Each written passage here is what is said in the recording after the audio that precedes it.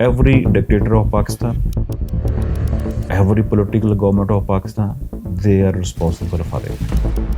None of the government ever went for long-term policies. दोस्तों, भारत आज एक ऐसी दिशा में बढ़ते जा रहा है जहां हम कोई भी बड़ी गलती अफोर्ड नहीं कर सकते, क्योंकि जिस तरह चाइना एक गरीब देश से सुपर पावर बना, उसी रफ्तार से आज भारत भी ऊपर उठने की कोशिश कर रहा है। The country continues to be the fastest growing large economy.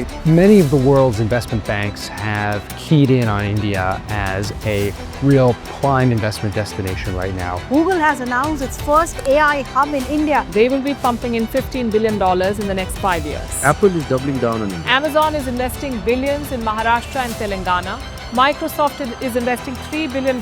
For the first time in its history, India has a shot at being one of the most powerful and influential economies on the planet. अगर आप इस chart को देखें तो हमें $1 trillion GDP तक पहुंचने में 60 इयर्स लग गए, फिर $1 to 2 ट्रिलियन जाने में सिर्फ 7 इयर्स लगे, और $2 to 3 ट्रिलियन तक पहुंचने में हमें सिर्फ 5 साल लगे।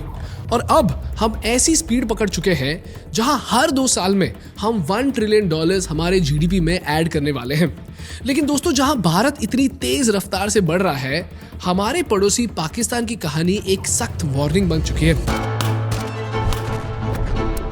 Pakistan is in trouble. A growing debt crisis, dwindling forex reserves, and soaring inflation. Even well-off people are struggling to pay their bills. Everything is going up to the roof. None of the government ever started long-term projects which could benefit Pakistan economy or Pakistan's revenue generation. आज पाकिस्तान एक बहुत बुरे energy crisis में डूबा हुआ है, और वो भी एक ऐसी गलती की वजह से जो हमारे पॉलिटिशियंस भी कर सकते हैं। इसीलिए भारत के लिए बहुत बहुत जरूरी है कि हम अपने इस गोल्डन फेज ऑफ ग्रोथ में वो गलतियां रिपीट ना करें, क्योंकि दोस्तों देखा जाए तो दोनों देशों के पॉलिटिशियंस कहीं ना कहीं सेम गेम खेलते हैं।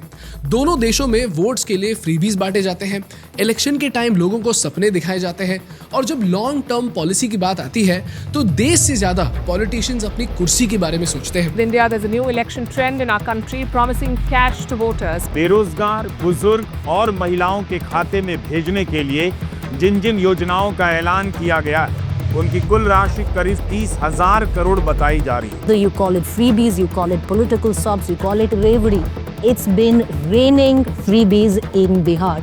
Seems that direct cash transfers to women have become a new normal across states in India. और यही गलती पाकिस्तान ने करी, जिसकी वजह से आज पाकिस्तान की हालत इतनी खराब हो चुकी है कि आज वहां लोगों के रेंट से ज्यादा उनकी इलेक्ट्रिसिटी बिल्स हैं।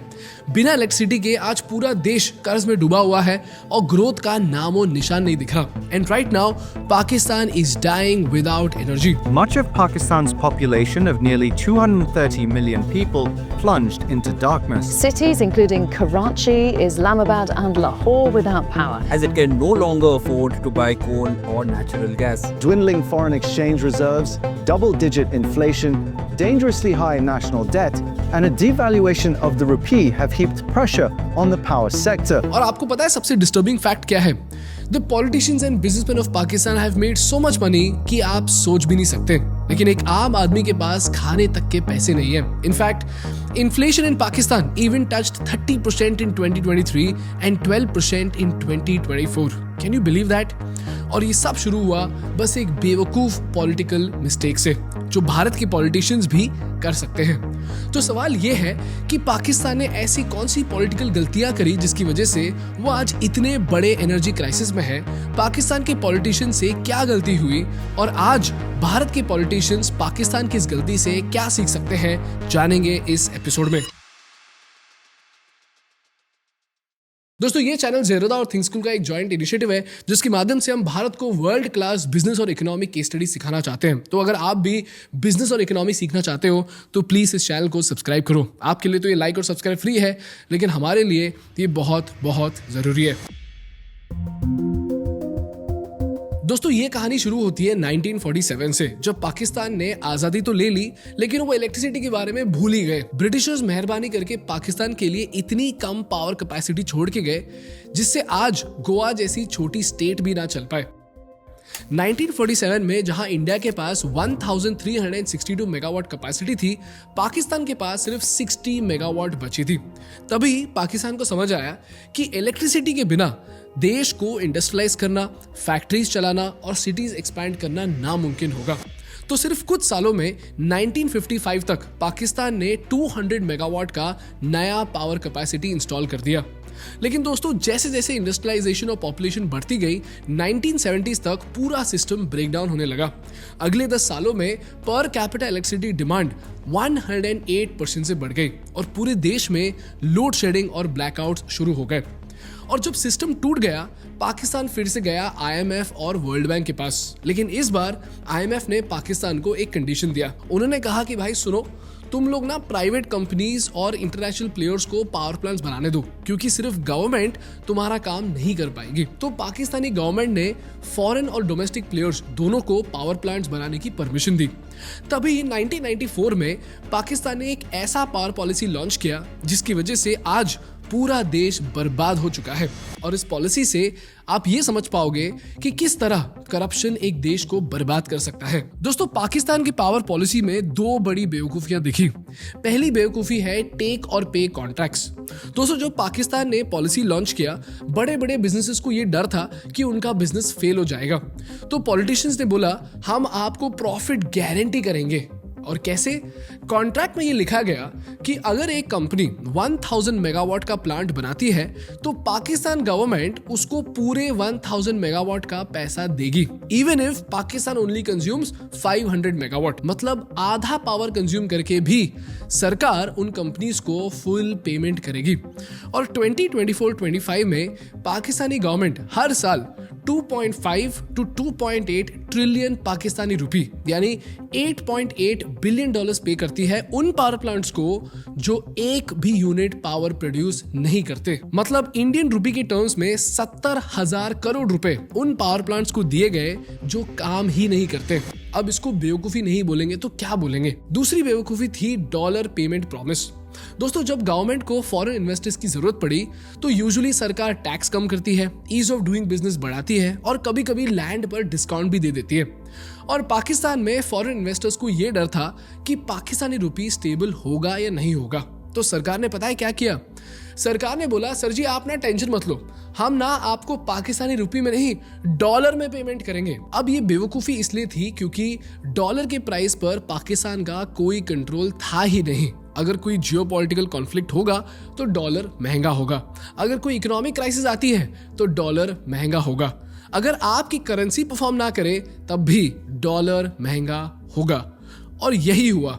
1994 में $1 was equal to 30 Pakistani rupees, लेकिन आज $1 is equal to 280 Pakistani rupees. तो जिस $10 मिलियन के बिल के लिए उन्हें 30 करोड़ रुपए देने पड़ रहे थे, आज उन्हें उसी $10 मिलियन के बिल को भरने के लिए 280 करोड़ पाकिस्तानी रुपए देने पड़ रहे हैं। और सिर्फ 13 सालों में पाकिस्तान ने इन कॉन्ट्रैक्ट्स की वजह से $17 बिलियन का लॉस झेला है। और दोस्तों, इसके साथ साथ पाकिस्तान का पॉलिटिकल सिस्टम भी इतना अनस्टेबल रह चुका है कि आज तक एक भी प्राइम मिनिस्टर अपना टर्म पूरा नहीं कर पाया है।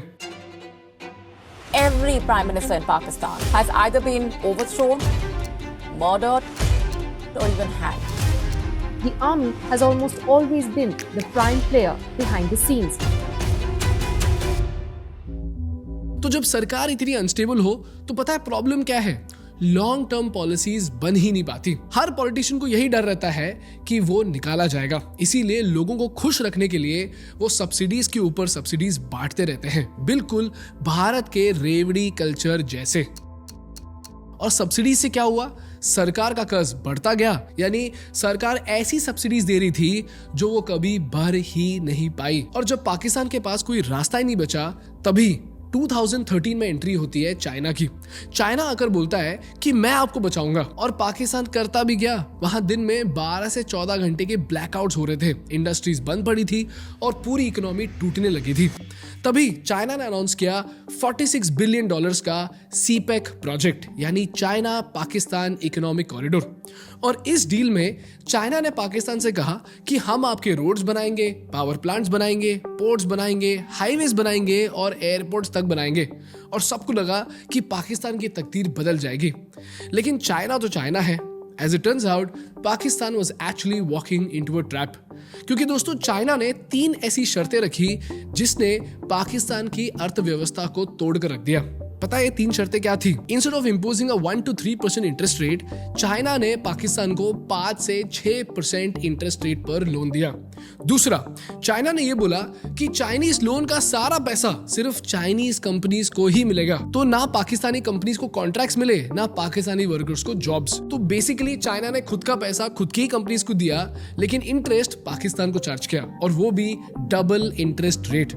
एंड लास्टली, चाइना ने बोला कि अगर आप EMI टाइम पर नहीं भर पाए तो आपका इंटरेस्ट और भी बढ़ जाएगा। और आज पाकिस्तान का कर्ज इतना बढ़ चुका है कि जहां उनकी GDP आज $330 बिलियन की है, सिर्फ चाइनीज लोन्स ही $30 बिलियन के हैं। और जितना भी रेवेन्यू गवर्नमेंट जनरेट करता है उसमें से 60% रेवेन्यू सिर्फ लोन्स के इंटरेस्ट में जाता है, जिसकी वजह से पब्लिक वेलफेयर और डेवलपमेंट के लिए पैसे बचते ही नहीं। इनफैक्ट जब पाकिस्तान IMF से लोन लेने गया तो IMF ने पाकिस्तान के सारे सब्सिडीज बंद करवा दिए, जिसकी वजह से अचानक आटे से लेकर दूध तक हर चीज का भाव 40 से 50% से बढ़ गया। Pakistan is facing its worst crisis since its birth, amid rising foreign debt, inflation and falling forex reserves. तो बाजार वाला आटा महंगा है, नहीं ले सकते और पैसे भी नहीं है। यहाँ पे किसी के पास खाने की कोई चीज नहीं है। तो long story short term politics और करप्शन के चक्कर में रेवड़ियां बांटकर गवर्नमेंट गरीब हो गया। डेवलपमेंट ना होने की वजह से इंडस्ट्रीज नहीं आ पाई, इंडस्ट्रीज ना होने की वजह से जॉब्स क्रिएट नहीं हो पाए, और जैसे ही रशिया यूक्रेन वॉर हुआ तो इन्फ्लेशन और करेंसी डिप्रिसिएशन की वजह से कर्ज और भी बढ़ गया। इसी तरह दोस्तों पाकिस्तान चाइना के डेट ट्रैप में फंस चुका है। इसी तरह चाइना ने श्रीलंका, लाओस, जिबूटी, ज़ाम्बिया और कई सारे देशों को भी अपने डेट ट्रैप में फंसा लिया है, और आज पाकिस्तान भी उन देशों में शामिल है। यह है दोस्तों पाकिस्तान की गलतियों का इम्पैक्ट। जो देश एक जमाने में भारत से भी आगे था, आज वही देश भारत की रफ्तार को बस देखते रह गया। लेकिन ये कहानी सिर्फ पाकिस्तान की नहीं है, ये एक वार्निंग है भारत के लिए और भारत के सिटीजन्स के लिए। क्योंकि दोस्तों अगर हमने भी अपने रिसोर्सेज को गलत तरीके से इस्तेमाल किया, अगर हमने भी हमारे पॉलिटिक्स को इकोनॉमिक्स के ऊपर रखा, तो कल हमारी कहानी भी ऐसी ही होगी। और इस कहानी से हमें 3 बहुत इंपॉर्टेंट लेसन सीखने को मिलते हैं। लेसन नंबर 1, देश तब बनता है जब पॉलिटिशियंस लॉन्ग टर्म पॉलिसी को शॉर्ट टर्म पॉलिटिक्स से ऊपर रखें। तो चाहे बीजेपी हो या कांग्रेस, अच्छे पॉलिसीज कंटिन्यू होने चाहिए और बुरे पॉलिसीज डिसकंटिन्यू होने चाहिए। लेसन नंबर 2, देश फ्रीबी से नहीं एक हेल्दी इकोनॉमिक सिस्टम से चलता है। तो जब भी कोई पॉलिटिशियन आपको रेवड़ी दे तो समझ जाओ कि वो देश के लिए नहीं, अपनी सत्ता के लिए काम कर रहा है। And last and most importantly दोस्तों, आत्मनिर्भरता एक स्लोगन नहीं, एक सर्वाइवल स्ट्रैटेजी है। अपना इंफ्रास्ट्रक्चर, अपना मैन्युफैक्चरिंग और अपनी टेक्नोलॉजी ही देश को क्राइसिस प्रूफ बना सकती है। इसीलिए जब भी कोई पॉलिटिशियन टेक्नोलॉजी की बात करे उसकी बात सुनो, और जब भी कोई पॉलिटिशियन रेवड़ी की बात करे तो प्लीज उसे वोट मत दो, क्योंकि आपके वोट से ही देश का भविष्य डिसाइड होगा। That's all from my side for today, guys. अगर आपको इस वीडियो से कुछ सीखने को मिला तो प्लीज इस वीडियो को लाइक कीजिए, और इसी तरह बिजनेस और इकोनॉमिक केस स्टडी सीखते रहने के लिए हमारे चैनल को सब्सक्राइब कीजिए। आपके लिए तो ये फ्री है, लेकिन हमारे लिए ये बहुत बहुत जरूरी है। Thank you so much for watching. I will see you in the next one. Bye bye.